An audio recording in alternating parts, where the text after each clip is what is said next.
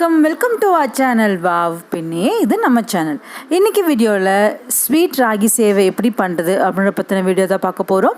வீடியோக்குள்ளே போகிறதுக்கு முன்னாடி இப்போ தான் நம்ம சேனலை ஃபர்ஸ்ட் டைம் பார்க்குறீங்கன்னா சப்ஸ்கிரைப் பண்ணுங்கள் அண்ட் மறக்காமல் பக்கத்தில் இருக்க பெல் ஐக்கானையும் கிளிக் பண்ணிங்க.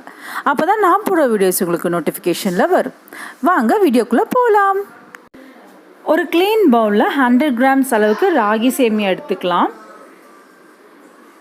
இப்போ இந்த ராகி சேமியா முழுகிற அளவுக்கு தண்ணி விட்டுக்கோங்க. அப்போ தான் நல்லா ஊறி வரும். நிறையாவும் விட்டுற வேண்டாம். இப்போது மூழ்கிற அளவுக்கு தண்ணி விட்டாச்சு. இதோட ஒரு 1/4 ஸ்பூன் அளவு சால்ட் ஆட் பண்ணிக்கலாம். நம்ம ஸ்வீட் பண்ண போகிறோம்ல, அதனால் அந்த ஸ்வீட்னஸ் நல்லா இந்த சால்ட் என்ஹான்ஸ் பண்ணி கொடுக்கும். இப்போது நல்லா ஊறிடுச்சு. இதை ஸ்ட்ரெயின் பண்ணிடலாம். அடுத்து நம்ம இதை ஸ்ட்ரெயின் பண்ணதுக்கப்புறம் ஒரு இட்லி பாத்திரத்தில் போட்டு வேக வைக்க போகிறோம். ஸோ இந்த வேக வைக்கும்போது என்ன கவனிக்கணும்னா, இந்த டைமிங் ஒரு 8 நிமிஷத்துலேருந்து 10 நிமிஷம் வரைக்கும் வெந்ததுன்னா போதும்.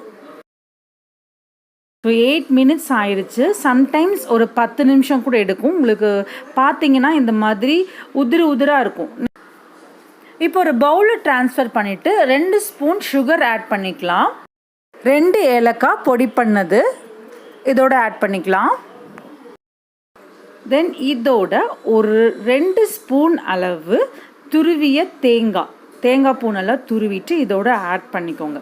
ஆட் பண்ணிவிட்டு நல்லா பொடி பண்ணி நல்லா கலக்கி விட்டுட்டோம் அப்படின்னா சுவையான இனிப்பான ராகி சேவை தயாராகிடுச்சு. இப்போ நம்ம இதை சர்வ் பண்ணிக்கலாம். சர்வ் பண்ணுறதுக்கு முன்னாடி ஒரு டெக்கரேட்டிங்காக நம்ம இது மேலேயே தேங்காய் பூ போட்டு ஒரு டெக்கரேட் பண்ணிடுறோம். அவ்வளோதான், சூப்பராக ரெடி ஆயிடுச்சு.